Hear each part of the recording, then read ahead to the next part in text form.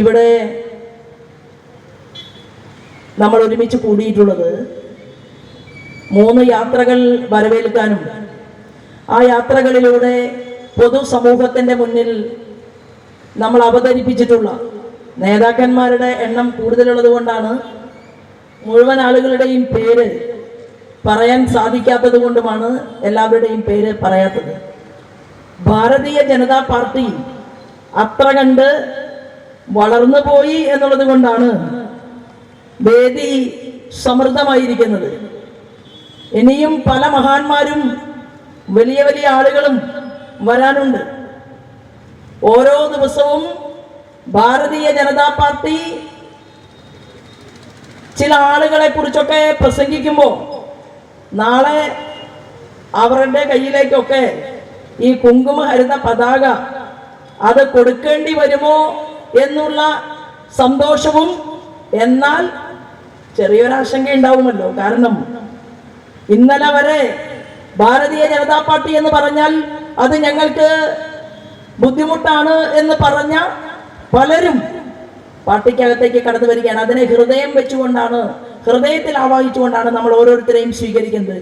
അത് ഇന്നലെ വരെയുള്ള അവരുടെ എല്ലാ കാര്യങ്ങളും അവർ നിർത്തിവെച്ച് ഈ രാജ്യത്തിന്റെ ഭരണകൂടത്തിന് നേതൃത്വം നൽകുന്ന ആരാധനായ ശ്രീമാൻ നരേന്ദ്രമോദിയുടെ ഈ രാജ്യത്തോടുള്ള സ്നേഹവും ഈ രാജ്യത്തെ മുഴുവൻ മനുഷ്യരെയും ഏകഭാവത്തിൽ കാണാനുള്ള അദ്ദേഹത്തിന്റെ പ്രവൃത്തിയുടെ ശുദ്ധതയും കണ്ടുകൊണ്ടാണ് ഭാരതീയ ജനതാ പാർട്ടിയിലേക്ക് നിരവധിയായിട്ടുള്ള ആളുകൾ കടന്നു വരുന്നത്.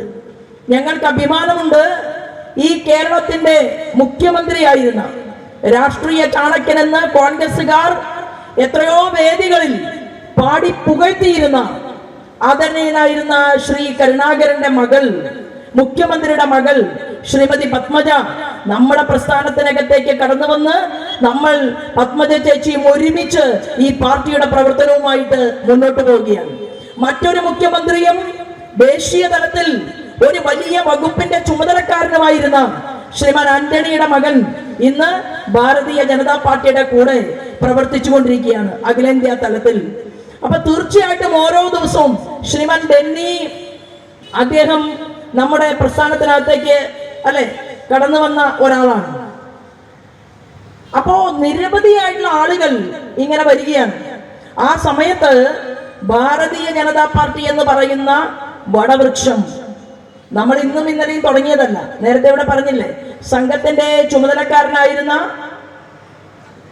ശ്രീകുമാരേട്ടൻ ഇപ്പോ ഭാരതീയ ജനതാ പാർട്ടിയുടെ പദവിയിൽ അദ്ദേഹം പ്രവർത്തിക്കുകയാണ്.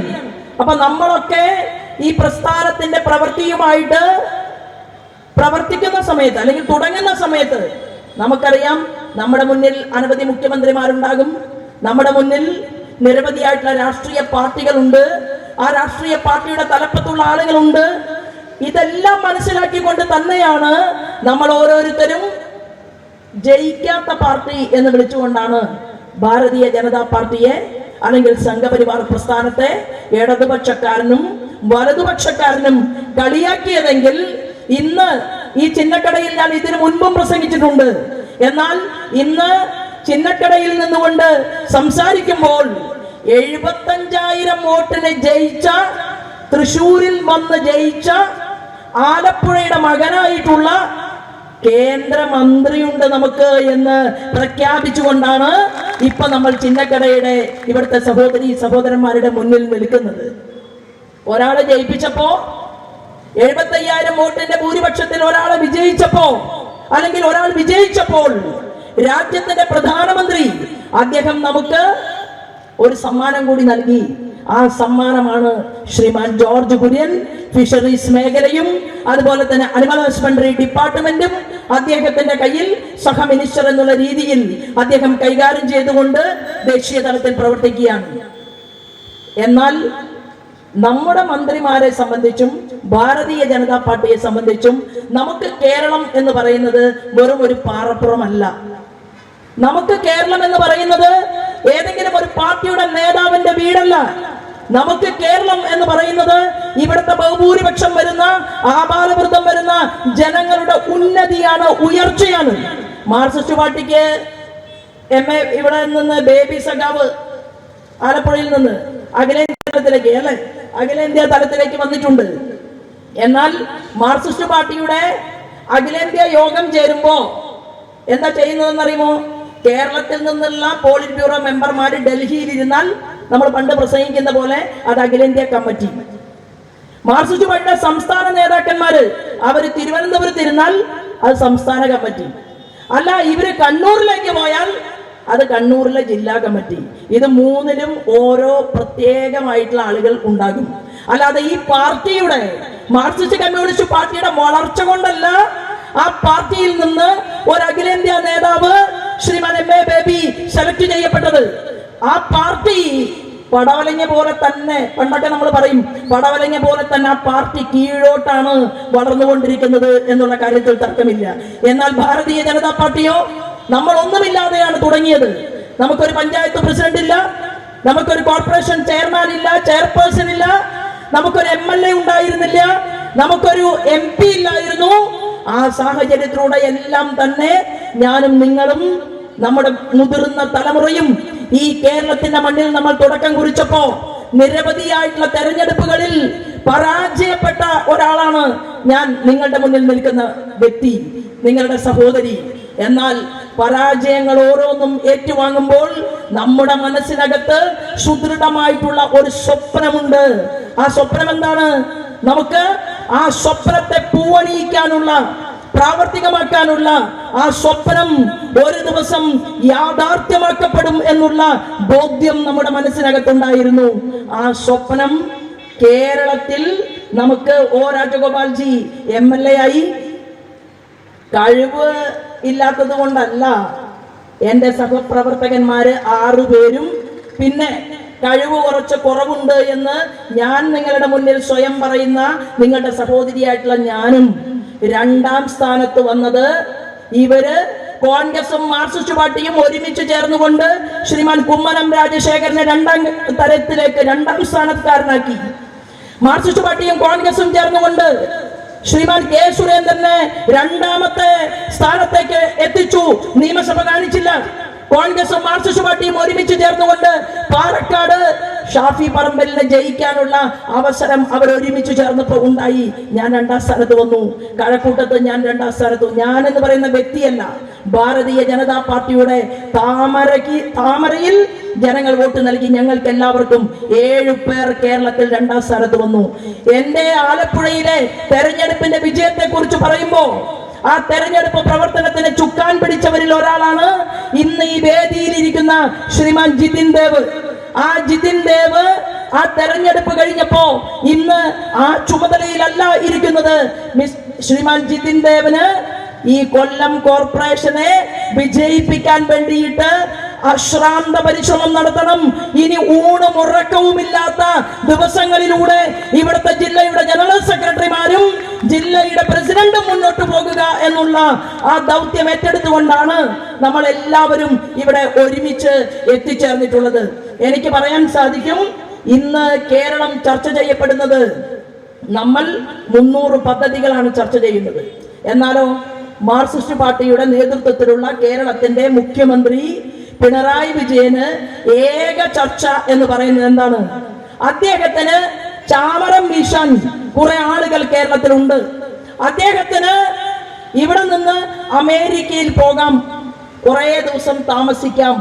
അദ്ദേഹം അമേരിക്കയിൽ പോകുന്നത് കേരളത്തിലെ ഏതെങ്കിലും വ്യക്തികളുടെ ഗുണത്തിന് വേണ്ടിയിട്ടല്ല, കേരള സംസ്ഥാനത്തിന്റെ ഉന്നമനത്തിനും വേണ്ടിയിട്ടല്ല.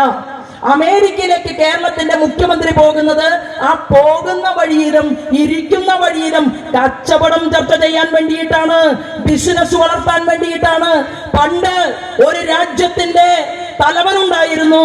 ഞാൻ നേരത്തെയും പറഞ്ഞിട്ടുണ്ട്, ആ രാജ്യത്തിന്റെ തലവന് സ്വർണ്ണപാത്രത്തിൽ ഭക്ഷണം കഴിക്കാനാണ് ഇഷ്ടം. ആ രാജ്യം ഒരു കമ്മ്യൂണിസ്റ്റ് രാജ്യമാണ്, ചെറിയ ഒരു രാഷ്ട്രമാണ്. അദ്ദേഹത്തിന് ഇഷ്ടം സ്വർണത്തോടാണ് താല്പര്യം, സ്വർണത്തോട് ഭ്രമമായിരുന്നു. അദ്ദേഹത്തിന്റെ കക്കൂസിലെ ക്ലോസറ്റ് വരെ സ്വർണം കൊണ്ടാണ് ഉണ്ടാക്കിയിരുന്നത്. അദ്ദേഹത്തിന് ആരെങ്കിലും എതിർത്താൽ എതിർത്തയാളെ പച്ചയ്ക്ക് കടിച്ചു മാന്തി കൊലപ്പെടുത്താൻ സാധിക്കുന്ന വലിയ നായ്ക്കളെ വളർത്തിയിട്ട് ആ നായ്ക്കളുടെ കൂട്ടിലേക്ക് വലിച്ചെറിഞ്ഞു കൊടുക്കുന്ന ഒരു രാജ്യത്തിന്റെ തലവനായിരുന്നു. അങ്ങനെയുള്ള കമ്മ്യൂണിസ്റ്റ് പാർട്ടിയുടെ നേതാവിനെയാണ് കേരളത്തിന്റെ മുഖ്യമന്ത്രി ശ്രീമാൻ പിണറായി വിജയൻ അനുകരിക്കുന്നത് എന്നതാണ് ഓരോ ദിവസത്തെയും അദ്ദേഹത്തിന്റെ യാത്രകളും പ്രവൃത്തികളും കണ്ടാൽ നമുക്ക് ബോധ്യപ്പെടുക. അദ്ദേഹത്തിന് ആകെ ഒരൊറ്റ സ്വപ്നമേ ഉള്ളൂ, മകൾ സ്വപ്നയെ സ്വർണ്ണത്തേരിലിട്ട്. മകൾ സ്വപ്നയല്ല, വീണ. സ്വപ്ന വീണയുടെ കൂട്ടുകാരിയായിരുന്നു. അപ്പോ മകൾ വീണയെ സ്വർണ്ണത്തേരിലിട്ട് ആട്ടിയുറക്കണം എന്നുള്ള സ്വപ്നം. മകൻ വിവേകനെ കേരളത്തിന്റെ നിയമസഭയിൽ എണീറ്റ് നിന്നുകൊണ്ട് മുഖ്യമന്ത്രി പിണറായി വിജയൻ ചോദിക്കുകയാണ്, വീട്ടിനകത്തിരിക്കുന്ന ആളുകൾക്കെതിരെ നിങ്ങൾ എന്താണ് പറയുന്നത് എന്നാണ് കേരളത്തിന്റെ മുഖ്യമന്ത്രി ചോദിക്കുന്നത്. എന്താണ്? മകൻ വിവേകിന്റെ പേര് പരാമർശിച്ചപ്പോ പിണറായി വിജയന് പൊള്ളി. പിണറായി വിജയന്റെ മകൻ വിവേകിനെ കേരളത്തിലെ ജനങ്ങൾ അറിയാത്തത് ഭാരതീയ ജനതാ പാർട്ടിക്കാരുടെ കുറ്റം കൊണ്ടാണോ? വിവേകിനെ കേരളത്തിലെ ജനങ്ങളുടെ മുന്നിൽ ഒളിപ്പിച്ചു വെച്ചത് ഈ കേരളത്തിലെ സാധാരണക്കാരുടെ കുറ്റം കൊണ്ടാണോ? കേരളത്തിലെ മുഖ്യമന്ത്രി പിണറായി വിജയന്റെ വിവേക് മകൻ ഒരിക്കൽ പോലും കമ്മ്യൂണിസ്റ്റ് പാർട്ടിയുടെ താത്വിക ആചാര്യന്മാർ പിടിച്ച കൊടി, ആ കൊടി പിടിക്കാതിരുന്നത് കേരളത്തിലെ ഭാരതീയ ജനതാ പാർട്ടിയുടെ കുറ്റം കൊണ്ടാണോ?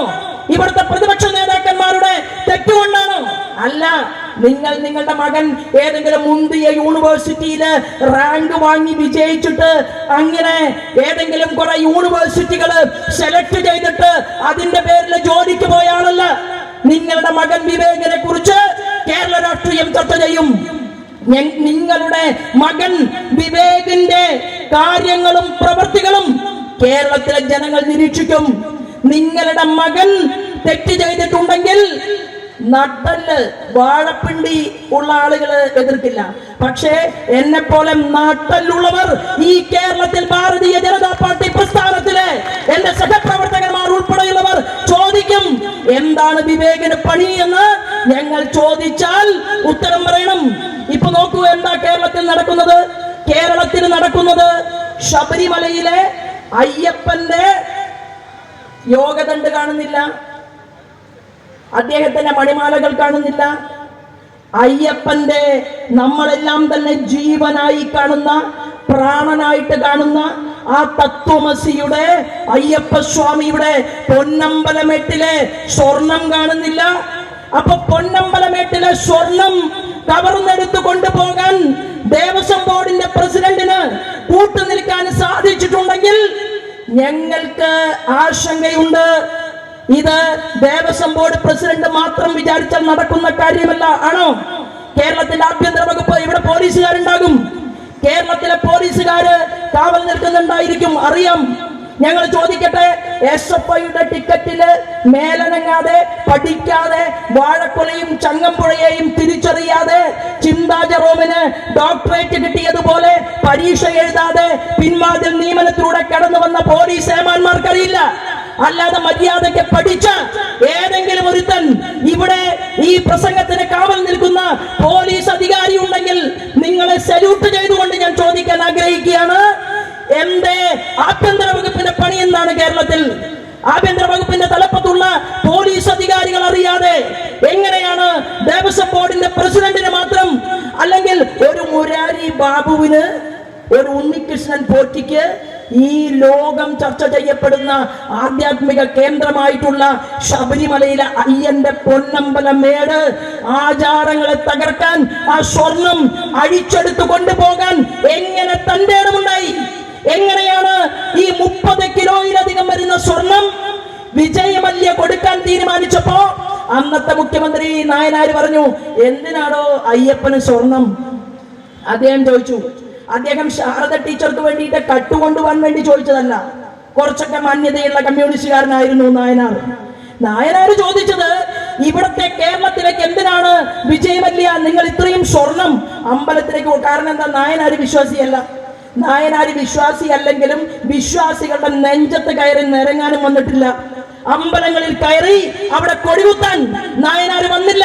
പക്ഷേ ഇവിടെയാണോ നിങ്ങളുടെ കൃഷ്ണൻ ഇരിക്കുന്നത് എന്ന് ഗുരുവായൂരിലെ ശ്രീലകത്തേക്ക് ചൂണ്ടി വിശ്വാസിയല്ലാത്ത പിണറായി വിജയനോട് ചോദിക്കാൻ ഞങ്ങൾ ആരെങ്കിലും ശുപാർശ ചെയ്തോ?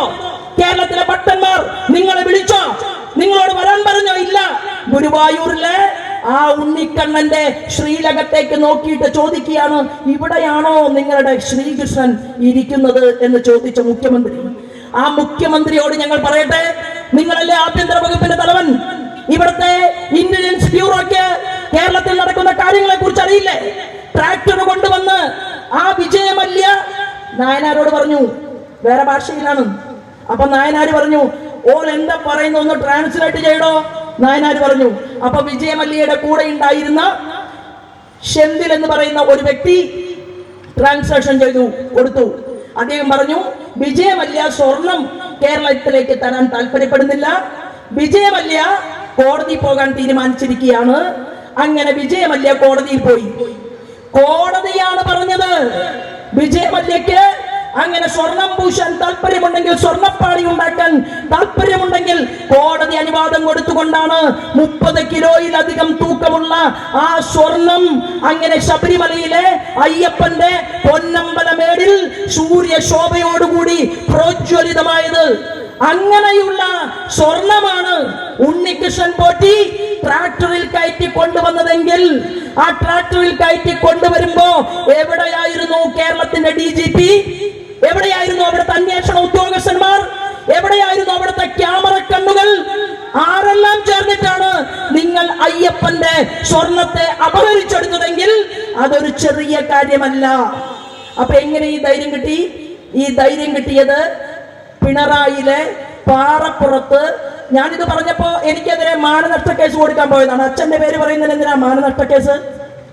തെങ്ങുകയറ്റ തൊഴിലാളിയായ കോരേട്ടന്റെ മകൻ എന്ന് ഞാൻ പറഞ്ഞപ്പോ പേര് എനിക്കറിയില്ല, എന്റെ അറിവ് അങ്ങനെയാണ്. കാരണം അതെവിടെയും പിണറായി വിജയൻ ചർച്ച ചെയ്യപ്പെടുന്നത് ഞാനോ നിങ്ങളെ കേട്ടില്ല. ഞാൻ ഒരു 100 തവണ ഭാരതീയ ജനതാ പാർട്ടിയുടെ വേദിയിൽ പറഞ്ഞിട്ടുണ്ട്, എന്റെ അച്ഛൻ കൂലിപ്പണിക്കാരനായിരുന്നു, എന്റെ അച്ഛന്റെ പേര് കൃഷ്ണൻ എന്നായിരുന്നു. ആ കൂലിപ്പണിക്കാരനായിട്ടുള്ള കൃഷ്ണൻ സ്കൂളിലെ ക്ലാസ് മുറി എന്താണെന്ന് അറിഞ്ഞിട്ടില്ല. അത്ര അതിദാരിദ്ര്യമായിരുന്നു എന്റെ കുടുംബത്തിൽ. എനിക്ക് പറയാൻ അഭിമാനമാണ്. എന്റെ അച്ഛൻ അദ്ദേഹം ഒരു കൃഷിപ്പണിക്കാരനായിരുന്നു, പറയാൻ എനിക്ക് അഭിമാനമാണ്. എന്റെ അമ്മ കല്യാണിയാണെന്നും ആ കല്യാണി നിരവധി വീടുകളിൽ പാത്രം കഴിഞ്ഞിട്ടുണ്ടെന്നും പറയാൻ എനിക്ക് അഭിമാനമുണ്ട്. എന്തേ മിസ്റ്റർ പിണറായി വിജയൻ, നിങ്ങൾ നിങ്ങളുടെ അച്ഛനെ കുറിച്ച് ആരെങ്കിലും പ്രസംഗിക്കുമ്പോ നിങ്ങൾക്ക് ഇത്ര ആവേശം വരുന്നത്?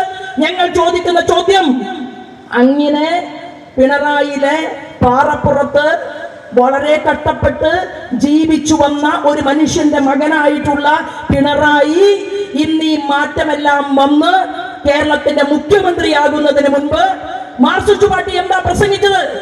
പാവപ്പെട്ട കർഷക തൊഴിലാളികളോട് പറഞ്ഞു, നിങ്ങൾ കൊയ്യുന്നതെല്ലാം നിങ്ങളുടേതാകും. എന്നിട്ട് പറഞ്ഞു, ട്രാക്ടർ വേണ്ട, ട്രാക്ടറിനെതിരെ സമരം. ഏതെങ്കിലും ഒരുത്തൻ 4000 സ്ക്വയർ ഫീറ്റ് 2000 സ്ക്വയർ ഫീറ്റ് വീട് കെട്ടിയാൽ ആ വീട് കെട്ടുന്നവനെ പറയും അവൻ ബൂർഷ്വയാണ്, ആ പോകുന്നത് ബൂർഷ്വാസിയാണ് അവന്റെ. എന്നിട്ട് പറഞ്ഞു, കക്കൂസ് മതി. ഏത് പണ്ടത്തെ ആ ഓലമേഞ്ഞ കക്കൂസ് മതി. ടോയ്ലറ്റിനെതിരെ സമരം. കമ്പ്യൂട്ടർ വന്നപ്പോ പറഞ്ഞു, ജനങ്ങൾക്ക് തൊഴിൽ നഷ്ടപ്പെടും, കമ്പ്യൂട്ടർ വേണ്ട, കമ്പ്യൂട്ടറിനെതിരെ സമരം. മൊബൈൽ ഫോൺ വന്നപ്പോ പറഞ്ഞു, എന്താണ് അത് സ്വകാര്യ മുതലാളിമാരുടെയാണ്. ടാറ്റയുണ്ട്, ബിർളയുണ്ട്, ഗോയങ്കയുണ്ട്, പിന്നെ അദാനിയുണ്ട്, പിന്നെ പലരുമുണ്ട്. ഇതൊന്നും നമുക്ക് പറ്റില്ല. മാർക്സിസ്റ്റ് പാർട്ടിക്ക് ക്ലാസ് കൊടുത്തു. അവസാനം നമ്മുടെ EM ശങ്കരൻ നമ്പൂതിരിപ്പാട് കേരളത്തിന്റെ മുഖ്യമന്ത്രി ആയിരുന്നപ്പോ സ്വന്തം കുടുംബത്തിലേക്ക് ഒരു സാധനം വാങ്ങാൻ വേണ്ടി പോയപ്പോ അതിന്റെ പൈസ ശമ്പളം കിട്ടിയാൽ തരാമെന്ന് പറഞ്ഞ ആ മനുഷ്യന്റെ പാത പിന്തുടരുന്നു എന്ന് അവകാശപ്പെടുന്ന കേരളത്തിന്റെ മുഖ്യമന്ത്രി ഈ പിണറായി വിജയൻ ഉണ്ടല്ലോ. ആ പിണറായി വിജയന്റെ ഭാര്യ കമലയുണ്ടല്ലോ, എയർപോർട്ടിലേക്ക് പോകുന്നത് ക്ലോസറ്റിനെതിരെ സമരം ചെയ്ത, ട്രാക്ടറിനെതിരെ സമരം ചെയ്ത, കമ്പ്യൂട്ടറിനെതിരെ സമരം ചെയ്ത, മൊബൈൽ ഫോണിനെതിരെ സമരം ചെയ്ത ഈ മാർക്സിസ്റ്റ് പാർട്ടിയുടെ പടത്തലവന്റെ ഭാര്യ ജീൻസിനകത്ത് ഇടത്തും വലത്തും ആപ്പിൾ ഫോണും തിരികെ കയറ്റിയിട്ട് എയർപോർട്ടിലൂടെ യാത്ര ചെയ്യുമ്പോ ലോക്കൽ കമ്മിറ്റി സെക്രട്ടറിയുടെ മകനോട് പറയുകയാണ്, നീ പഠിക്കാൻ പോണ്ട, നീ കൊടി പിടിച്ചാൽ മതി, നീ MDMA കച്ചവടത്തിന് പോയാൽ മതി, നീ ലഹരിക്കടത്ത് നടത്തിയാൽ മതി, നീ വേണമെങ്കിൽ ബാർ മുതലാളിയായിക്കോ. അല്ലേ? ബാർ മുതലാളിമാര് മോശക്കാരാണ് എന്നല്ല, മറിച്ച് ഇവര് പറയും ചില ആളുകൾ കണ്ണൂരിലും ആലപ്പുഴയിലുമൊക്കെ പ്രത്യേകം ചില ജോലികൾ ചെയ്താൽ മതി എന്ന് പറഞ്ഞ് വാറോല ചാർത്തി കൊടുക്കുന്ന മിസ്റ്റർ പിണറായി വിജയൻ ഞങ്ങൾ ചോദിക്കാൻ ആഗ്രഹിക്കുന്നത്, നിങ്ങൾ കമ്മ്യൂണിസ്റ്റ് അല്ല, നിങ്ങൾ മാർക്സിസ്റ്റ് പാർട്ടിയല്ല, നിങ്ങൾ ബൂർഷ്വാസിയാണ്. നിങ്ങളാണ് കേരളത്തിലെ നമ്പർ 1 ബൂർഷ്വാ. നിങ്ങളാണ് മലപ്പുറത്ത് അൻവർ പറഞ്ഞ 20,000 കോടി രൂപ അല്ലെ വേറൊരു രാജ്യത്ത്, ആഫ്രിക്കൻ രാജ്യത്ത് ഞാൻ നിക്ഷേപിച്ചിട്ടുണ്ടെന്നും ആ നിക്ഷേപത്തിലെ ബഹുഭൂരിപക്ഷം വരുന്ന തുക അത് എന്റെ മാത്രമല്ല എന്നും മലപ്പുറത്ത് അൻവർ പറഞ്ഞപ്പോ നമ്മൾ അതിനൊന്ന് ചകഞ്ഞു നോക്കിയപ്പോ നമുക്കും ഏറെക്കുറെ കാര്യങ്ങളൊക്കെ മനസ്സിലായി. എന്താണ്? സ്വന്തം പാർട്ടിയുടെ കൂടെ നിന്ന MLA അൻവർ ചില താമ്രപത്രമൊക്കെ കേരളത്തിന്റെ മുഖ്യമന്ത്രിക്കും കുടുംബത്തിനും കൊടുത്തു. ഈ കേരളത്തിൽ നടക്കുന്ന ഇപ്പൊ സ്വർണത്തെ കുറിച്ച് പറഞ്ഞ 1 ലക്ഷം രൂപയാണ് ഒരു പവന്റെ വില അല്ലെ. 1 ലക്ഷം രൂപ ഒരു പവന്റെ വിലയുള്ള ഈ കേരളത്തില് ഞാൻ നേരത്തെ സൂചിപ്പിച്ച കേരളത്തിന്റെ മുഖ്യമന്ത്രി പിണറായി വിജയന് ഏറ്റവും താല്പര്യം സ്വർണത്തോടാണ്. സ്വപ്ന സുരേഷ് പറഞ്ഞില്ലേ, സ്വർണത്തോട് താല്പര്യമുണ്ട്, ബിരിയാണി ചെമ്പന് സ്വർണം കൊണ്ടുവന്നു. അത് കഴിഞ്ഞു, അതിന്റെ ഉത്തരവാദിത്വം ശിവശങ്കരന്റെ തലയിൽ കെട്ടിവെച്ചു. ശിവശങ്കരൻ ജയിലിനകത്ത് പോയി. അത് കഴിഞ്ഞപ്പോ ഈത്തപ്പഴത്തിന്റെ അകത്ത് കുരു മാറ്റിയിട്ട് സ്വർണ്ണക്കുരു വെച്ച് മലപ്പുറത്തെ മന്ത്രിയുടെ കൂട്ടുപിടിച്ചുകൊണ്ട് നമ്മുടെ ജലീലിന്റെ നേതൃത്വത്തില് വീണ്ടും സ്വർണ്ണക്കടത്തുണ്ടായി. അത് രണ്ടും കഴിഞ്ഞു. അത് രണ്ടും കഴിഞ്ഞപ്പോ ഇപ്പോ അമ്പലങ്ങളിലെ സ്വർണം അത് കവർന്നെടുത്തുകൊണ്ട് ആ സ്വർണം അങ്ങനെ ഇന്ത്യ മഹാരാജ്യം കടന്നു പോയിട്ടുണ്ടോ അന്വേഷിക്കണ്ടേ? അയ്യപ്പന്റെ പൊന്നമ്പലമെട്ടിലെ സ്വർണം വെച്ച് ഉണ്ണികൃഷ്ണൻ പോറ്റി കച്ചവടം നടത്തിയിട്ടുണ്ടെങ്കിൽ കേരളത്തിന്റെ മുഖ്യമന്ത്രി പിണറായി വിജയൻ ആഭ്യന്തര വകുപ്പ് കൈകാര്യം ചെയ്യുമ്പോ നിങ്ങൾ അറിയാതെ ഇത് നടക്കില്ല മിസ്റ്റർ പിണറായി വിജയൻ. അതാണ് BJP ചോദിക്കുന്ന ചോദ്യം. നിങ്ങൾ അറിഞ്ഞിട്ടുണ്ട്. അതുകൊണ്ടാണ് കടകംപള്ളി കടകം തിരിഞ്ഞുകൊണ്ട് മൗനമായിട്ടിരിക്കുന്നത്. കടകംപള്ളിയുടെ മൗനം എന്ന് വഞ്ചിക്കുന്നുവോ ആ കടകംപള്ളിയുടെ മൗനത്തിന്റെ വഞ്ചനമാണ് പിണറായി വിജയനിലേക്കുള്ള ദൂരം.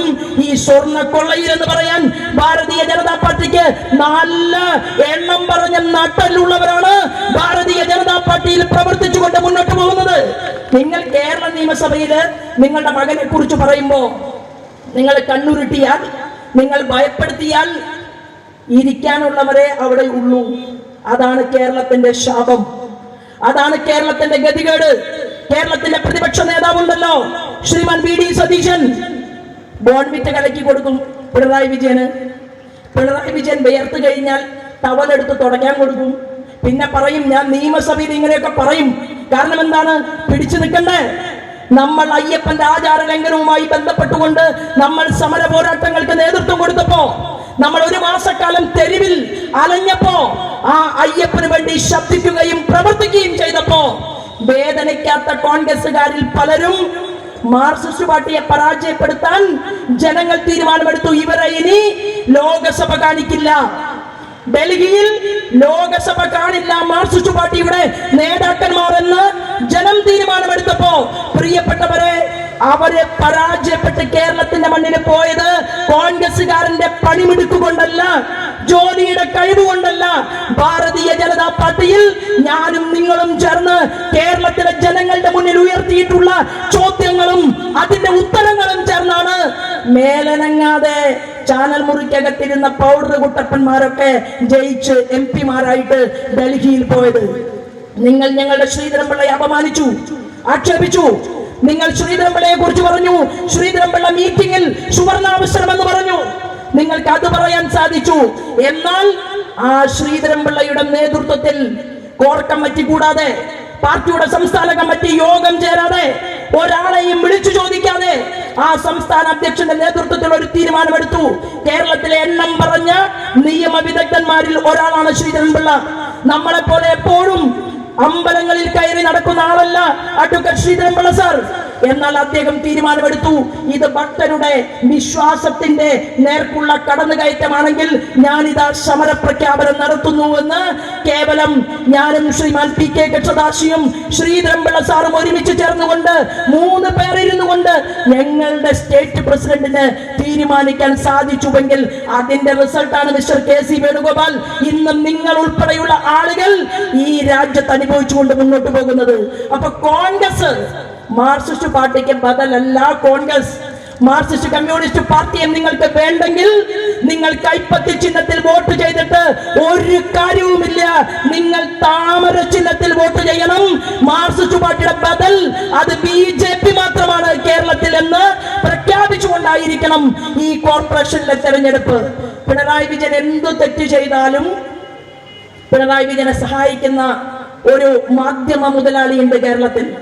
ആ മാധ്യമ മുതലാളിയെ കുറിച്ച് ഞാൻ കേരളത്തിൽ പരാമർശം നടത്തി. ആ മാധ്യമ മുതലാളിയെ കുറിച്ച് ഞാൻ കേരളത്തിൽ പത്രസമ്മേളനം വിളിച്ച് ഞാൻ പറഞ്ഞു, ഈ മാധ്യമ മുതലാളിയുടെ നീക്കങ്ങൾ ശ്രദ്ധിക്കണം. ഈ മാധ്യമ മുതലാളിയുടെ മാധ്യമത്തിൽ നാടകമാണ് നടക്കുന്നത്. ആ നാടകത്തിൽ ഒരു സ്ത്രീ കഥാപാത്രമുണ്ട്. ആ സ്ത്രീ കഥാപാത്രം വന്ന് ശ്രീമാൻ നരേന്ദ്രമോദിക്ക് അനുകൂലമായിട്ട് സംസാരിക്കും.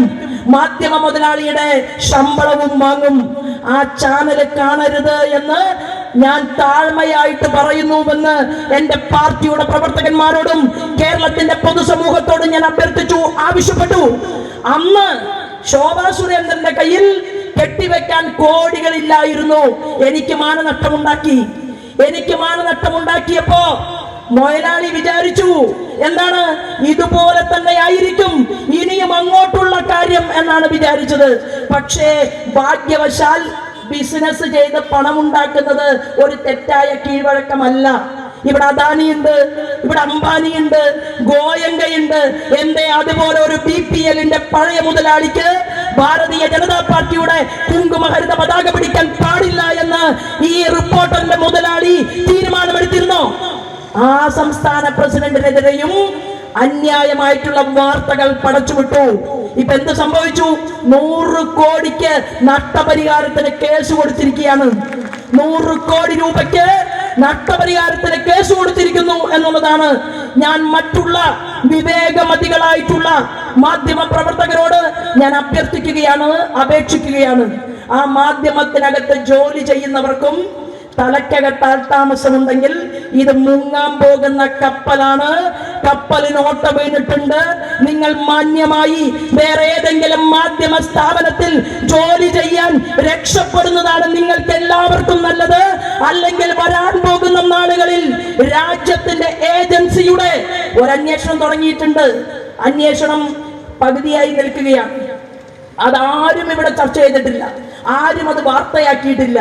കാരണം ആളുകളെ ഞാൻ പറഞ്ഞു വന്നത്, മരമുറി കേസുണ്ടായി. 12 ക്രിമിനൽ കേസുകളിൽ പ്രതിയായി. 12 ക്രിമിനൽ കേസുകളിൽ പ്രതിയായിട്ടുള്ള ഒരു വ്യക്തിയുടെ കയ്യിലേക്ക് രാഖി രാമാനം ആയിരക്കണക്കിന് കോടി രൂപ, അങ്ങനെയാണ് പറഞ്ഞത്. പത്രസമ്മേളനത്തിൽ ആള് പറഞ്ഞു, എന്റെ കയ്യില് ആയിരക്കണക്കിന് കോടി രൂപയുണ്ട്, ഞാൻ അദാനിയെ പോലെ വളരുമെന്നാണ് എനിക്ക് മറുപടിയായിട്ട് പത്രസമ്മേളനം നടത്തി പറഞ്ഞത്. എങ്ങനെ ആ കോടികൾ വന്നു? ഡിമോണിറ്റൈസേഷൻ നിലനിൽക്കുന്ന രാജ്യമല്ലേ നമ്മുടെ നാട്, അല്ലേ? അപ്പൊ നമ്മുടെ നാട്ടിൽ നിന്ന് ഇപ്പോ എത്രയോ 150 കോടി 200 കോടി മെസ്സിക്ക് അയച്ചു കൊടുത്തു എന്നാണ് പറയുന്നത്, ആണല്ലോ. 150 കോടി മെസ്സിക്ക് അയച്ചു കൊടുക്കാൻ ഇത് 2 കിലോ പഞ്ചസാര പാക്ക് ചെയ്ത് അങ്ങോട്ടേക്ക് അയക്കുകയല്ല. ഈ രാജ്യത്തൊരു നിയമമുണ്ട്. ഈ രാജ്യത്ത് നിലനിൽക്കുന്ന നിയമം അനുസരിച്ച് എങ്ങനെയാണ് ഈ മാധ്യമ മുതലാളി പൈസ അങ്ങോട്ടേക്ക് അയച്ചു കൊടുത്തത്? പരിശോധിക്കപ്പെടണ്ടേ? ഇതിനെക്കുറിച്ച് ഞാൻ കൂടുതൽ സംസാരിക്കാത്തത്, ഞാനും മുതലാളിയും തമ്മിൽ ചില കേസുകളും ഏർപ്പാടുകളും ഒക്കെ ഉണ്ട്. അതുകൊണ്ട് ഞാനും കോടതി വരാന്തയിൽ തന്നെയാണ് എന്നുള്ളത് കൊണ്ട് അതിനെക്കുറിച്ച് കൂടുതൽ കാര്യങ്ങൾ ഞാൻ പറയാൻ ആഗ്രഹിക്കുന്നില്ല. പക്ഷേ ഞങ്ങൾ പറയാൻ ആഗ്രഹിക്കുന്നത്, ഒരു മാധ്യമം വിചാരിച്ചാൽ തീരുന്നതല്ല ഭാരതീയ ജനതാ പാർട്ടിയുടെ കേരളത്തിലുള്ള മുന്നേറ്റം. അത് ഞങ്ങൾ തീരുമാനിച്ചിട്ടുണ്ടെങ്കിൽ കേരളത്തിൽ നടപ്പിലാക്കും. അതിന് സമരമാണെങ്കിൽ സമരം, അതിന് പ്രതിഷേധമാണെങ്കിൽ പ്രതിഷേധം, അതിന് വീടുകൾ കയറിയിറങ്ങിക്കൊണ്ട് ആളുകളെ ബോധ്യപ്പെടുത്തലാണെങ്കിൽ അത്, ഇതെല്ലാം ചെയ്യാൻ നമ്മൾ ഒരുക്കമാണ് എന്നുള്ള സൂചന നൽകിക്കൊണ്ടാണ് പാർട്ടിയുടെ അടിയന്തര കോർ കമ്മിറ്റി യോഗം അത് ഓൺലൈനായിട്ട് നമ്മൾ ചേർന്നിട്ടുള്ളത് എന്നുകൂടി എന്റെ സഹപ്രവർത്തകരെ അറിയിക്കാൻ ഞാൻ ആഗ്രഹിക്കുകയാണ്. നമുക്ക് ഈ നാട്ടിലേക്ക് വെളിച്ചമുണ്ടാകണം. സ്വർണ്ണക്കള്ളക്കടത്ത് മൂടി വെക്കാൻ വേണ്ടി ഒരു മാധ്യമ സ്ഥാപനത്തിന്റെ ആവശ്യമില്ല. നാട്ടിൽ നടക്കുന്ന അന്യായത്തിന് വേണ്ടി ഒരാളുടെ ആവശ്യമില്ല. ഉണ്ണികൃഷ്ണൻ പോറ്റിക്ക് സ്വർണം കൊണ്ടുപോകാൻ സാധിച്ചുവെങ്കിൽ, കേസ് നിലനിൽക്കുന്ന ഒരു വ്യക്തിക്ക് ജയിലിൽ നിന്ന് പുറത്തിറങ്ങിയിട്ട് സ്വന്തമായിട്ടല്ലാത്ത ഒരു ചാനൽ നടത്തിക്കൊണ്ടു പോകാൻ സാധിക്കുന്നുണ്ടെങ്കിൽ ഏത് കൊമ്പനാണ് ആ മാധ്യമ മുതലാളിയുടെ മുന്നിൽ തലകുനിച്ചു നിൽക്കുന്നത് എന്ന് ഞങ്ങൾ കേരളത്തിന്റെ മണ്ണിൽ തെളിയിക്കും എന്നുള്ള കാര്യത്തിൽ ഒരു തർക്കവും വേണ്ട എന്ന് സൂചിപ്പിക്കാൻ ഈ അവസരത്തെ ഞാൻ ഉപയോഗപ്പെടുത്തുകയാണ്. നമ്മൾ ഈ കൊല്ലം കോർപ്പറേഷനിൽ ഒരുമിച്ച് കൂടിയിട്ടുള്ളത് ഇവിടുത്തെ ജനാധിപത്യ വിശ്വാസികളോട് എനിക്ക് പറയാനുള്ളത് 300 പദ്ധതികൾ ശ്രീമാൻ നരേന്ദ്രമോദി നടപ്പിലാക്കിയിട്ടുണ്ട്. ആ 300 പദ്ധതികളിൽ ഒരു പദ്ധതിയാണ് PM ശ്രീ പദ്ധതി. ആ PM ശ്രീ പദ്ധതി എന്ന് പറയുന്നത് ഒരു സ്കൂൾ നിങ്ങളുടെ വാർഡിലുണ്ടെങ്കിൽ ആ സ്കൂളിനെ അന്താരാഷ്ട്ര നിലവാരത്തിലേക്ക് വളർത്താൻ 1 കോടി രൂപ കിട്ടും. ആ പദ്ധതി ഇവിടെ വേണ്ട എന്നാണ് CPI പറഞ്ഞത്. CPI ഐസിയുവിലാണ്. ഐസിയുവിൽ കിടക്കുന്ന CPIയെ പഞ്ചായത്ത് തെരഞ്ഞെടുപ്പിന് മുൻപ് വാർഡിലേക്ക് മാറ്റാൻ പറ്റുമോ എന്നാണ് ശ്രീമാൻ ബിനോയ് വിശ്വം റിസർച്ച് നടത്തിക്കൊണ്ട് മുന്നോട്ട് പോകുന്നത്. കാര്യമില്ല, പോക്കാണ്, രക്ഷയില്ല. കാരണം ഈ CPM-ന്റെ പിണറായി വിജയന്റെ തോന്നിവാസങ്ങൾക്ക് മുഴുവൻ നിങ്ങൾ കുടപിടിക്കുകയാണ്. പിന്നെ എങ്ങനെയാണ് നിങ്ങൾക്ക് ഊർജ്ജശ്വാസം ഉണ്ടാവുക? നിങ്ങൾ പറയുന്നത് PM ശ്രീ പദ്ധതി വേണ്ട, പക്ഷെ സ്വർണ്ണക്കള്ളക്കടത്ത് നടത്താം, മരമുറി നടത്താം, നാട്ടിലേത് അന്യായവും ചെയ്യാം, വിവേകൻ അമേരിക്കയിൽ ഇരുന്നുകൊണ്ട് അമ്മായിയപ്പനെ വിളിച്ച് ക്യാമറ കച്ചവടം ചെയ്യാം, എന്ത് വേണമെങ്കിലും ചെയ്യാം. CPIക്ക് യാതൊരു പ്രശ്നവുമില്ല. ഇവിടെ MDMA കച്ചവടം നടത്താം, മാരകമായിട്ടുള്ള വിഷം, മയക്കുമരുന്ന് അത് കുഞ്ഞുങ്ങളിലേക്ക് എത്തിക്കാം. നിങ്ങൾക്ക് അതൊന്നും ഒരു പ്രശ്നമല്ല. നിങ്ങൾക്ക് ആകെ പ്രശ്നം PM ശ്രീ പദ്ധതി വരരുത്. ക്രൂരതയിലേത്? കുട്ടികൾ ഉന്നത നിലവാരത്തിൽ പഠിക്കാൻ ആവശ്യപ്പെട്ടുകൊണ്ട് നമ്മുടെ രാജ്യം മുന്നോട്ട് പോകുമ്പോൾ ഈ രാജ്യത്ത് വലിയൊരു സെന്റർ ആയിട്ടുള്ള കേരളത്തിന് 1500 കോടി രൂപ കൊടുത്ത് തിരുവനന്തപുരത്തെ ഐശ്വറിന് കൊടുത്ത കോടിക്കണക്കിന് രൂപ ഉൾപ്പെടെ നമ്മുടെ ഇവിടുത്തെ കൊച്ചിയിലെ ഷിപ്പ്യാർഡിൽ ഉൾപ്പെടെ വലിയ വലിയ അന്തർവാഹിനി കപ്പലുകൾ വരെ നിർമ്മിച്ചെടുത്തുകൊണ്ടിരിക്കുന്ന മേക്ക് ഇൻ ഇന്ത്യയും സ്റ്റാർട്ടപ്പിന്റെയും സ്റ്റാൻഡപ്പിന്റെയും പ്രദാനം ചെയ്ത ലോകത്തിന്റെ മുന്നിൽ തന്നെ നല്ല മിടുമിടുക്കന്മാരായിട്ടുള്ള കുഞ്ഞുങ്ങളെ വാർത്തെടുത്തു കൊടുത്ത ഇന്ത്യയുടെ തന്നെ അഭിമാനമായിട്ടുള്ള കേരളത്തിന്റെ വിദ്യാഭ്യാസ നിലവാരം അത് താഴ്ന്നുകൊണ്ടിരിക്കുന്നു എന്ന് ആരിഫ് ഖാൻ ജി ഗവർണർ അദ്ദേഹം സംസാരിച്ച അതേ കേരളത്തിൽ ഇന്ന് നടന്നുകൊണ്ടിരിക്കുന്നത് എന്താണ്? തീവെട്ടിക്കൊള്ള മാത്രമാണ്. PM ശ്രീ പദ്ധതി ഇപ്പൊ വരുത്താതിരിക്കാൻ രക്ഷയില്ല. എന്താ കാരണം? പെൻഷൻ 2000 രൂപയ്ക്ക് എവിടെ നിന്ന് എടുത്തു കൊടുക്കാനാ? അഴിമതി നടത്തിയ കോടികൾ മുഴുവൻ അമേരിക്കയിലേക്ക് പോയി. അമേരിക്ക ഒരു പ്രത്യേക രാജ്യമാണ്. അവിടെ കണക്ക് അമേരിക്കക്കാരോട് പറഞ്ഞാൽ മതി. അപ്പൊ അമേരിക്കയിലും ദുബായിലും ഖത്തറിലും കുവൈറ്റിലും ഒക്കെ ബിസിനസ് സാമ്രാജ്യങ്ങൾ കെട്ടിപ്പൊക്കി ഇവിടുത്തെ പാവപ്പെട്ടവന് പെൻഷൻ കൊടുക്കാൻ സാധിക്കാതെ ആലപ്പുഴയിലെ കർഷകന്റെ നെല്ല് വാങ്ങിയിട്ട് എന്റെ മകൾക്ക് കുറച്ച് പൈസ വേണമെന്ന് പറഞ്ഞ് ആവശ്യപ്പെട്ട പ്രസാദിനോട് ഇപ്പൊ തരാൻ സൗകര്യമില്ല എന്ന് പറഞ്ഞ പ്രസാദ് എന്ന് പറയുന്ന കർഷകൻ ആത്മഹത്യ ചെയ്ത ഈ നാട്ടിൽ സാധാരണക്കാരന് ആവശ്യമായിട്ടുള്ളത് ഒന്നും ചെയ്യാൻ സാധിക്കാത്ത ഈ കേരളത്തിന്റെ മണ്ണിൽ PM ശ്രീ പദ്ധതി വേണം എന്ന് തീരുമാനിച്ചത് ഇത് എടുത്തു കൊടുക്കാൻ എന്തെങ്കിലും വേണ്ടേ? അപ്പൊ PM-ന്റെ മുന്നില് നല്ല സമ്മാന പൊതിയുമൊക്കെ ആയിട്ട് പോയി. അവിടെ ചെന്നു. ഞാൻ അദ്ദേഹത്തെ കാണാൻ പോയിട്ടുള്ള ആളാണ്. ധാരാളം തവണ കാണാൻ അവസരം കിട്ടിയിട്ടുണ്ട്. അവിടെ ചെന്നു കഴിഞ്ഞാൽ അദ്ദേഹവും നമ്മളും മാത്രമായിരിക്കും ആ മുറിക്കകത്ത്. ഇവിടെ നിന്ന് സഖാവ് പോയി ഒരു വലിയ 6 മുള കണ്ണാടി കൊണ്ടുപോയി. ആ ഫോട്ടോ എവിടെയും കാണുന്നില്ല. അത് കാൽക്കൽ വെച്ച് സാഷ്ടാംഗ പ്രണമിക്കുകയായിരുന്നുവോ കെട്ടിപ്പിടിക്കുന്നതിന് മുൻപാണോ അത് കൊടുത്തത് ഞങ്ങൾക്കറിയില്ല. 6 മുള കണ്ണാടി തൃശ്ശൂരിലെ പ്രഗത്ഭനായിട്ടുള്ള ഒരു വലിയ ആളുടെ കയ്യിൽ നിന്ന് അത് വേറൊരു അദ്ദേഹം എന്നെ ശപിക്കും. എന്താണെന്നറിയുമോ? ഇതെല്ലാം തന്നെ തുറന്നു പറഞ്ഞാൽ അദ്ദേഹത്തിനും പ്രശ്നം. വലിയ ഒരു 6 മുള കണ്ണാടി കൊണ്ടുപോയി നമ്മുടെ മുന്നിൽ വേറൊരു ഫോട്ടോ കണ്ടു. നരേന്ദ്രമോദിക്ക് എന്ത് 6 മുള കണ്ണാടിയാണ്? പൂട്ടണമെന്ന് തീരുമാനിച്ചാൽ ഒരു 24 മണിക്കൂർ വേണ്ട, പൂട്ടിയിരിക്കും കാട്ടുകള്ളന്മാരെ എന്നുള്ള കാര്യത്തിൽ ഒരു തർക്കവുമില്ല. പക്ഷേ നിങ്ങൾ അവിടെ പോയി സമ്മാനം കൊടുത്തു, അടുത്തു ചെന്നു, നിന്നു, കാര്യങ്ങൾ പറഞ്ഞു. നിങ്ങൾ പറഞ്ഞിട്ടുണ്ടാവുക കേരളത്തിലെ വിദ്യാഭ്യാസ മേഖലയെ വളർത്തണം, നമ്മുടെ കുഞ്ഞുങ്ങൾ തരളിതമാകണം, നമ്മുടെ കുട്ടികൾക്ക് ഉയർച്ചയുണ്ടാകണം. ഇവിടെ നിന്ന് കുഞ്ഞുങ്ങളെല്ലാം കേരളം വിട്ട് പുറത്തേക്ക് പോവുകയാണ്. അതുകൊണ്ട് ആ PM ശ്രീ പദ്ധതിയുടെ 3000 കോടി ഒന്ന് തന്നാൽ ഉപകാരമായി എന്നായിരിക്കണം അവിടെ പോയി പറഞ്ഞിട്ടുണ്ടാവുക. പ്രധാനമന്ത്രിയോട് എന്തായാലും ഞങ്ങൾക്ക് ചോദിക്കാൻ സാധിക്കാത്തത് കൊണ്ട് അതെന്റെ ഒരു ചിന്തയാണ്. ആ ചിന്ത ഞാൻ നിങ്ങളിലേക്ക് പങ്കുവെക്കുകയാണ്. മോദിയെ കണ്ടുവന്നപ്പോ പറഞ്ഞു, ശിവൻകുട്ടിയെ വിളിച്ചു. ആരാ ശിവൻകുട്ടി? Education minister. എഡ്യൂക്കേഷൻ മിനിസ്റ്ററുടെ പ്രത്യേകത എന്താണ്? സമരം നടത്തുമ്പോൾ കുഷ്യനുള്ള സ്ഥലത്ത് ബർമുടയിട്ട് മറിഞ്ഞു വീഴും. പിന്നെ നിയമസഭയിലെ സ്പീക്കറുടെ കസേര പൊളിക്കും, മൈക്ക് വലിച്ചെറിയും. ഒരു ധാർമ്മികതയും ഇല്ലാതെ അതിനകത്തു സമരം നടത്തും. ആ മഹാനാണ് ഇപ്പോ വിദ്യാഭ്യാസ വകുപ്പ് മന്ത്രി. അപ്പൊ വിദ്യാഭ്യാസ വകുപ്പ് മന്ത്രി പോകുന്നതിന് മുമ്പ് പറഞ്ഞു, ഒന്ന് ചോദിച്ചാൽ അദ്ദേഹത്തിന് രാഷ്ട്രീയ ഭ്രമമൊന്നും ഇല്ലാത്തത് കൊണ്ട് കേരളത്തിലെ കുഞ്ഞുങ്ങളുടെ ഉയർച്ചയ്ക്ക് വേണ്ടി ദാഹിക്കുന്ന ഒരു മനസ്സ് ഇന്ത്യയുടെ പ്രധാനമന്ത്രി ശ്രീമാൻ നരേന്ദ്രമോദിക്കുള്ളത് കൊണ്ട് ചോദിച്ചാൽ കിട്ടും. 2 തവണയും 3 തവണയും ഒക്കെ ചോദിക്കാൻ പറഞ്ഞിട്ടുണ്ടാകണം. അങ്ങനെ ചോദിച്ചു. എന്തായാലും അദ്ദേഹം കൊടുക്കാൻ തീരുമാനിച്ചിട്ട് അവിടുത്തെ എല്ലാ രേഖകളിലും ഒപ്പിട്ടു. എല്ലാ രേഖകളിലും ഒപ്പുവെച്ചു. ഘാട്ട് കരാറിൽ ഒപ്പിട്ട് കഴിഞ്ഞാൽ പിന്നെ പിന്മാറാൻ പറ്റുമോ? ശ്രീമാൻ നരേന്ദ്രമോദി വരുന്നതിന് മുൻപാണ് ഇന്ത്യയുടെ മുൻ പ്രധാനമന്ത്രി നമ്മുടെ കർഷകരെ കുറിച്ച് ചിന്തിക്കാതെ, സാധാരണക്കാരനെ കുറിച്ച് ചിന്തിക്കാതെ, അമേരിക്ക പറയുന്നതനുസരിച്ചും ലോകരാജ്യങ്ങൾ പറയുന്നതിനനുസരിച്ചും ഘാട്ടിലും കാണാ ചരടും ഉണ്ടാക്കിയതെങ്കിൽ ശ്രീമാൻ നരേന്ദ്രമോദി എന്ന് പറയുന്ന മനുഷ്യൻ അദ്ദേഹം അമേരിക്കയുടെ മുഖത്ത് നോക്കി പറഞ്ഞു, ഉപരോധം പ്രഖ്യാപിച്ചാലും കുഴപ്പമില്ല, ഞങ്ങളെ പാർശ്വവൽക്കരിച്ചാലും കുഴപ്പമില്ല, ഞാൻ എന്റെ നാട്ടിലെ 125 കോടിയിൽ പരം വരുന്ന ജനങ്ങൾക്ക് വേണ്ടി പ്രവർത്തിക്കുന്ന പ്രധാനമന്ത്രിയാണ് എന്ന് പറയാൻ തന്റെ ഇടം കാണിച്ച ശ്രീമാൻ നരേന്ദ്രമോദിയോട് യാചിക്കാൻ പറഞ്ഞു. ചോദിക്കാതെ തന്നെ കേരളത്തിലേക്ക് തരില്ലേ? ഇഷ്ടം പോലെ കോടികളല്ലേ തരുന്നത്. അങ്ങനെ ചോദിച്ചു, PM ശ്രീ കിട്ടി. ഒപ്പെല്ലാം കൊടുത്തു കഴിഞ്ഞിട്ട് CPIയുടെ ബിനോയ് വിശ്വം പറയാണ്, ഞങ്ങൾ തയ്യാറല്ല, നിങ്ങളുടെ അനുവാദം വേണ്ട, ഇത് നിങ്ങളെ പിണറായി വിജയൻ മറച്ചു വെച്ചിരിക്കുകയാണ്, അല്ലെങ്കിൽ നിങ്ങൾ കേരളത്തിലെ ജനങ്ങളെ പറ്റിക്കുകയാണ്. CPIക്കകത്ത് പ്രവർത്തിക്കുന്ന ആരെങ്കിലും ഉണ്ടെങ്കിൽ നിങ്ങൾ മനസ്സിലാക്കേണ്ടത്, ഒരു മന്ത്രിസഭാ യോഗവും ചേർന്നിട്ടല്ല ഒപ്പുകൊടുത്തിട്ടുള്ളത്.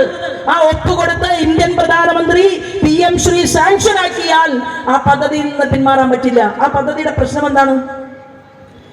1 കോടി കൊടുത്ത സ്കൂളിൽ പ്രധാനമന്ത്രിയുടെ ഒരു ഫോട്ടോ വെക്കണം.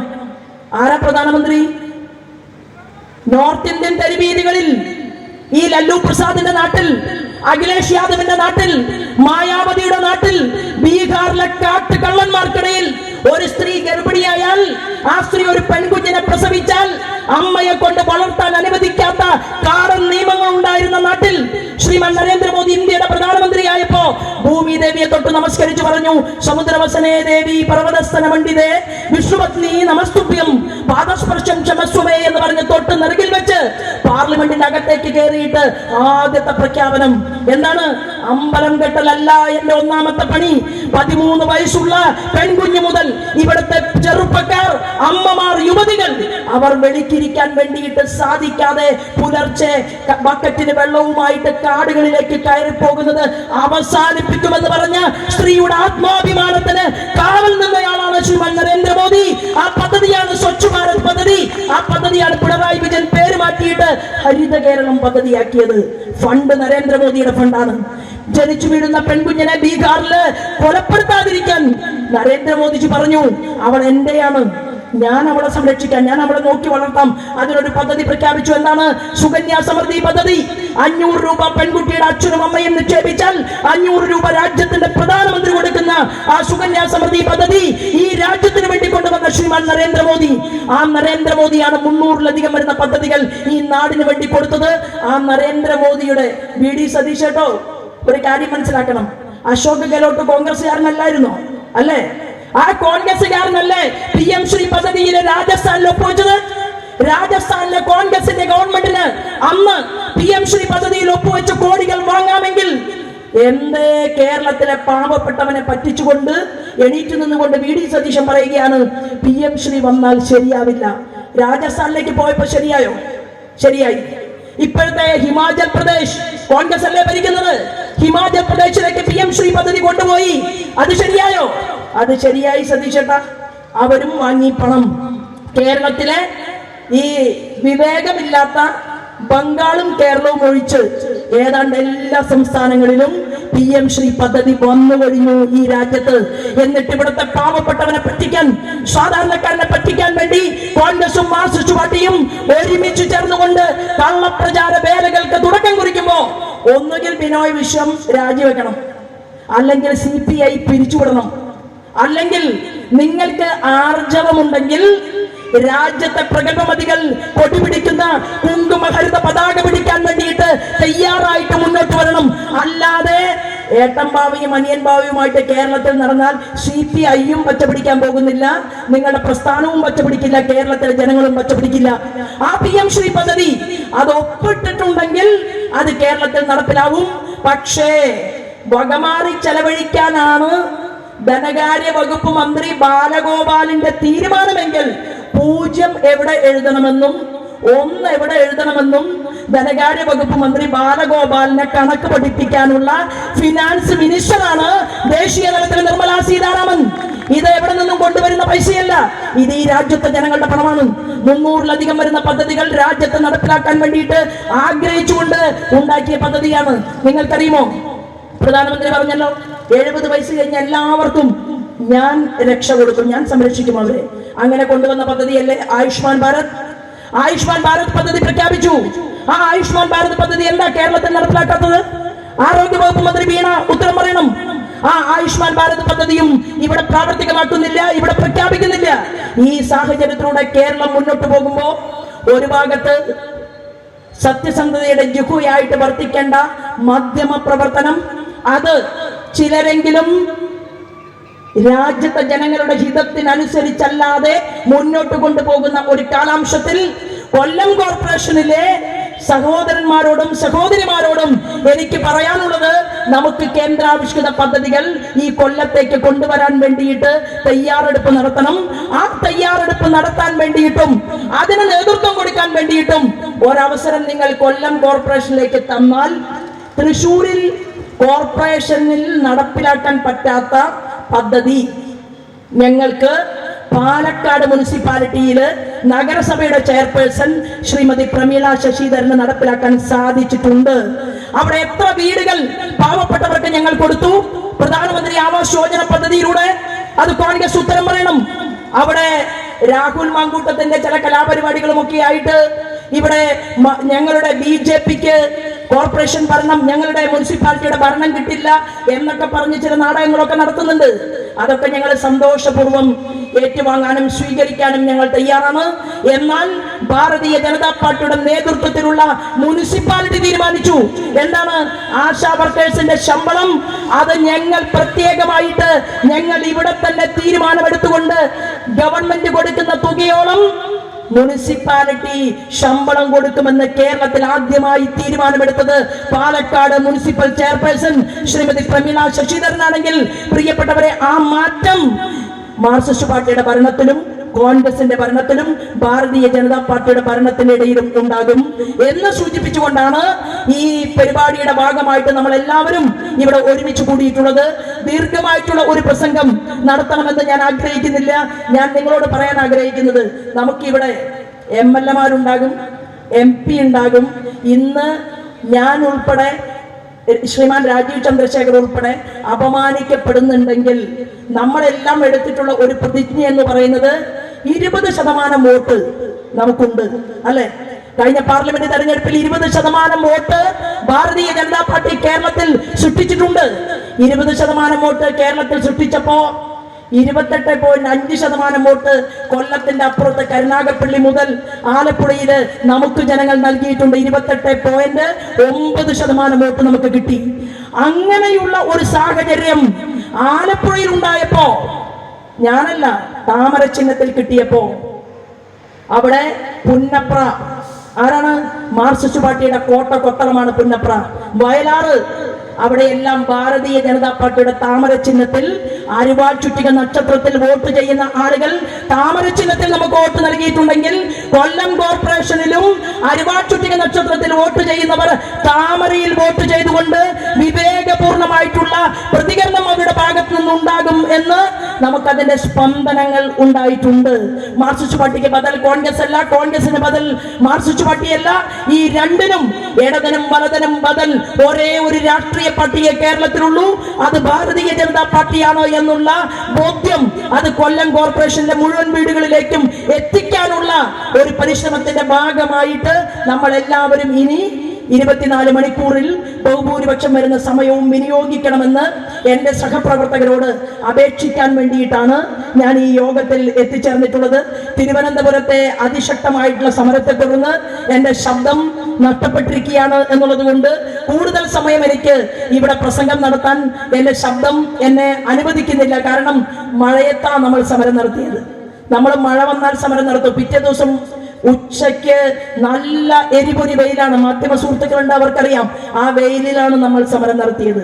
ആ സമരം നമ്മൾ നടത്തിയത് അയ്യപ്പന്റെ സമരം മാത്രമല്ല, ക്രിസ്ത്യൻ സമൂഹത്തിലെ വിശ്വാസികൾക്ക് അവർക്കെതിരായിട്ടുള്ള ഒരു നയം, അവരെ ഉപദ്രവിക്കുന്ന ഒരു സാഹചര്യം അത് കേരളത്തിന്റെ മണ്ണിൽ പുറപ്പെട്ടാൽ അതിന്റെ കൂടെ നിന്നുകൊണ്ട് വിശ്വാസികളുടെ കൂടെ നിൽക്കാൻ ഭാരതീയ ജനതാ പാർട്ടി തയ്യാറാകും. കാരണം നമുക്ക് മതമല്ല പാർട്ടി, ഭാരതീയ ഹിന്ദു പാർട്ടി അല്ലിത്. ഇതെന്താണ്? ഭാരതീയ ജനതാ പാർട്ടിയാണ്.